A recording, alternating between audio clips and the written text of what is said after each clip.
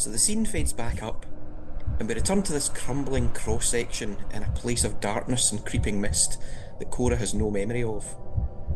Not long ago, they awoke here with a sore head, and bravely setting aside their growing fears, moved cautiously around their first corner and along a corridor, ending up where they're now hunkering down. A decision needs to be made. With little to go on but their clouded senses, if there's one single thing Cora can be sure about, it's that wherever they are right now, they can't stay still. They need to move in some direction. They can't just stay where they are, because yeah, that's the only means of escape from this place, right? Of survival. So having taken in the sounds and smells and sights to the left and right, there's something about that corridor leading off straight ahead from the cross-section. They've no idea what it is, what's drawing them in, but it's like there's something deep inside them, maybe like an inner voice, and that voice is telling them that forward is the way to go. It's not like a compulsion, no, not really. It's more like, well, like Cora's still trying to get their sore noggin around where they are, how they might have ended up here, and yet, despite their lack of memory right now, despite remembering little more than what their name is, as they skew their eyes and peer into the darkness that wraps around the corridor ahead, something within them feels right. Feels like moving forward will lead them to where they need to be right now. I mean, what's the worst that can happen, right? But yeah, beyond this, that whistling, it's faint, that's for sure. But from what they can just about hear of it, despite that creepy, discordant melody reaching deep into the darkest recesses of Cora's fears, somehow as those chords echo up to them, they begin to feel yeah, like they're oddly familiar. What tune is it whistling out? Is that something from their past?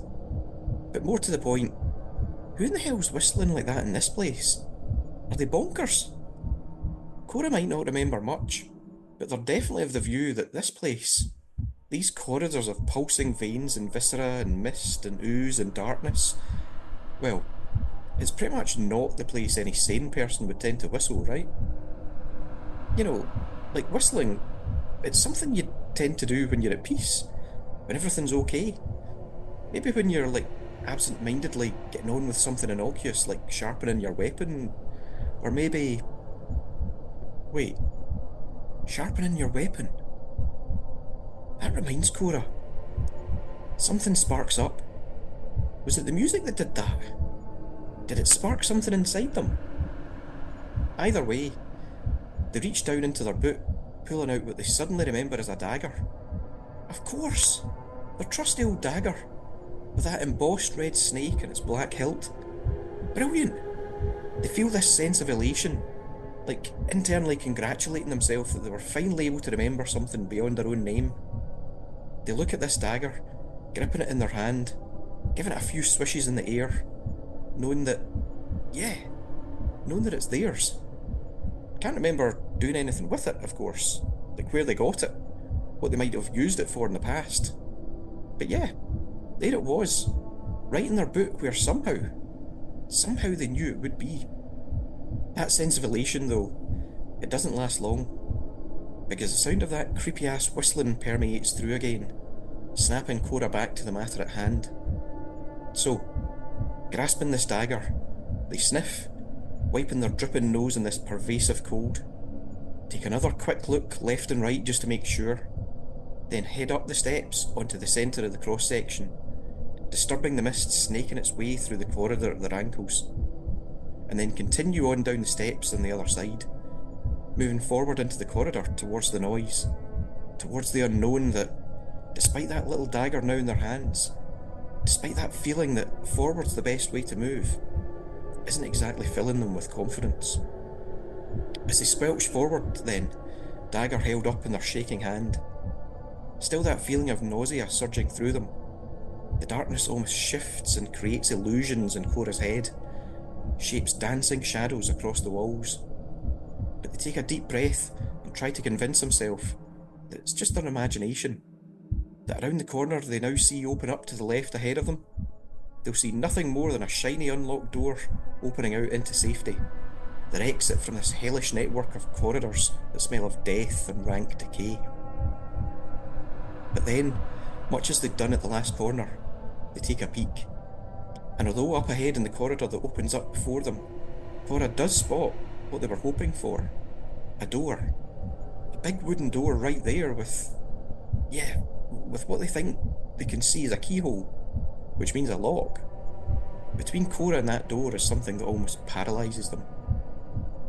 They slink back around the corner and attempt to bring their pounding heartbeat back to normality, the lump in their head giving them a gentle reminder that doing so ain't the only problem they'll need to address.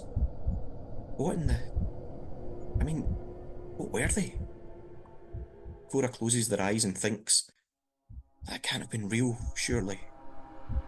What they just saw, what they think they just saw, it was only a quick flash, a snapshot they spotted as they peered quickly around the corner.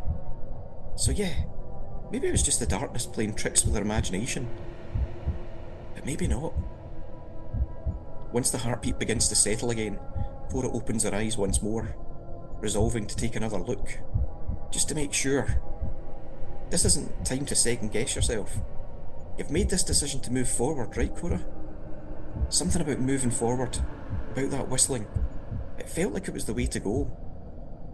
So yeah, whatever awaits you around that corner, pull yourself together, Cora. Face it. Just face it and see where that takes you. Worst case, you can always go back, take another direction. Right. Okay. So having calmed their rising anxieties once again, at least for now that is, Cora's resolution is set. They move from where their back was against the wall, swivel round carefully, and peer once more with one eye around the corner. There's that door again. It's definitely there. Maybe it's the way out of this place. Maybe if they can reach it, they can swing it open, slam it behind them, and move out into the warm sunshine, never again having to think about this horrendous catacomb of nightmares. But also they see once more what stands between Cora and that door. Well, I say what stands, but actually it's more like what hovers, because at least now Cora can see where that whistling's coming from. As they peer again up the corridor, they see 3 black figures hovering in the air, the mist curling up at their feet, black tendrils of energy swirling around them. By the looks of it, the figures are like children, wearing black, ragged clothes and no boots. Cora can't tell from here whether or not these figures are alive, but they must be, because that whistling, it definitely seems to be coming from at least one of the figures. But as they hover there in the corridor, like in quiet, suspended animation, with all that mist and black energy wrapping around them in their torn clothing, Cora can see that their skin is very much pale and sallow, black veins reaching up their faces that are turned up towards the ceiling, and their eyes, those eyes, black, no pupils, and the mouths of these childlike figures lie gaped open. Well, Cora's seen enough. They slink back again and take stock, trying as best they can to make sense of what they've just seen, how they might get beyond those hovering figures and out through that door. They take one last look, one last peer around the corner to help them make a decision. But no, let's stop there, because that paralysis that almost grabbed Cora the first time they peered into that dark corridor, it's hit them once again. Because yeah, as they take that last look, they see that all 3 of those figures, well, the heads of every one of them have suddenly lowered, and those eyes, those black eyes with dark veins stretched under their skin, right now they're glaring directly at Cora. Oh boy. So yeah, what should our halfling do about these dark, hovering, childlike figures? They have their trusty dagger now, but they also have their unparalleled fears, and as we speak, by the looks of it, the figures are now aware Cora's peering at them at the other end of the corridor. Why are those figures there? Who are they? Are they guarding the door? Are they doing that under some sort of arcane thrall or compulsion? What'll happen if Cora simply walks up to them and tries to get to the door? Yep, it definitely feels like Cora can do with your guidance here. So as we leave them in this dark, musty corridor, facing these childlike creatures hovering in the mist and coated in those dark tendrils of energy, staring right at Cora, what should Cora do? Should they turn back? Should they try to do something? Can you throw them a bone and give them an idea before their movement through this place comes to a premature end?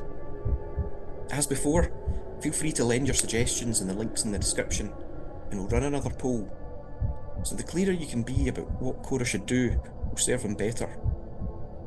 Let's hope your guidance filters through to them and they work out what to do before their fears strike them into cold stillness, before the paralysis of fear takes over. If you need a transcript and the unfurling dungeon map so far to help you work out what to suggest, you can pick them up as a patron as thanks for supporting our Halflings Delve in the Darkness. And you can also access the 2 encounter decks for the caverns as they develop. Until then, thanks so much in the meantime for watching, listening, liking, subscribing, and joining me in this little dungeon delve deep into the caverns. Catch you next time, and happy rolling.